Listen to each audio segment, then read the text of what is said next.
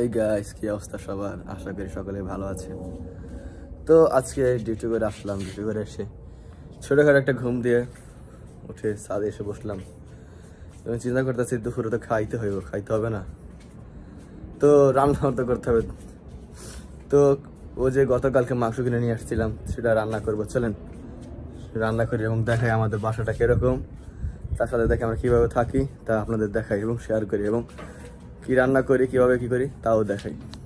তো গাইস, আমি এখন কিচেনের মধ্যে চলে এসেছি এবং দেখাই কিভাবে রান্না করি। যদিও ভাই আমি রান্নাটা প্রায় অর্ধেকটা আগে সেরে ফেলেছি, এখন শুধু ভাত রান্না বাকি আর মাংসটা আরেকটু পাকানো বাকি, মানে আরেকটু আগুনে রাখলে।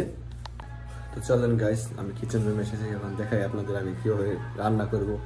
যদিও আমি রান্নাটা অর্ধেকটা অনেক আগে সেরে ফেলেছি, মাংস অর্ধেকটা হয়ে গেছে, কিছুটা বাকি, কিছুক্ষণ চুলায় রাখলেই হয়ে যাব। এবং কি ভাতটা আমি বসাইনি, ভাতটা বসাবো এবং চলেন দেখে মাংসটা কীরকম ভাবে হয়েছে এবং কীরকম খেতে। তো গাইস, এই যে হচ্ছে মাংস বসানো, দেখতে পাচ্ছেন রান্না অনেকটা হয়ে গেছে, তো প্রায় শেষ।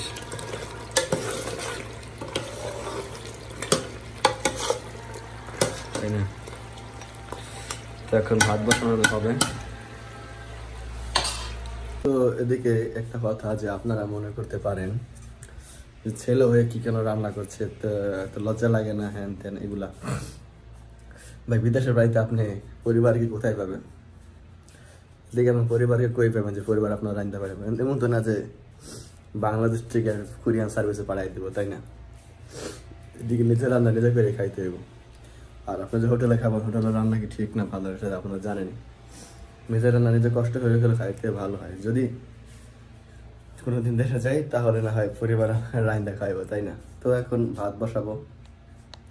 তো গাইস, আমাদের মাংস রান্না শেষ, এখন ভাত রান্না বাকি। তো ভাত পানি দিয়ে বসিয়ে দিয়েছি, এখন কিছুক্ষণের মধ্যে ভাতটা সম্ভবত হয়ে যাবে, কিন্তু মাংসটা রান্না হয়ে যায় গাইস। মাংসটা তো খেয়ে দিয়ে দেখতে হবে না কিরকম। তো চলেন মাংসটা খেয়ে দেখি কিরকম লাগে। তো গাইস, মাংসটা দেখতে পাচ্ছেন, সেই মাংস কালারটাও সেই। তো এক পিস উঠিয়ে দেখি কিরকম খাইতে, তাই না? সেটা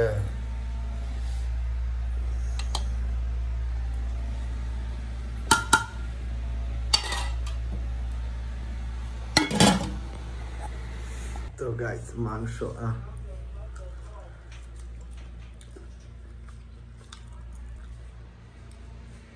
সেই স্বাদ। আসলে মাংসটা অনেক ভালো হয়েছে খেতে। যদি আমি রান্না করেছি দিকে পরিষ্কার করছি এরকম খানা, মাংসটা আসলে ভালো হয়েছে। আপনি কালার দেখে বুঝতে পেরেছেন। আসলে রান্নার প্রতি একটু ইন্টারেস্ট বেশি আছে আমার, বুঝেন নাই? তো আমরা খেতে থাকি, আপনারা দেখে থাকেন, একটু পর আবার দেখা হবে। তো আপনাদেরকে বলেছিলাম যে আমরা রুমে কিভাবে কয়জন থাকি, কিভাবে কি, তো আপনার দেখাবো। আমরা এক রুমে টোটাল 2 রুমে টোটাল 13 জন থাকি। 13 জনের মধ্যে এক রুমে 6 জন আর এক রুমে 7 জন। তো আপনাদের বেডটা দেখে তাহলে আপনারা বুঝতে পারবেন। তো এই দেখেন, এই দিক থেকে দেখাই।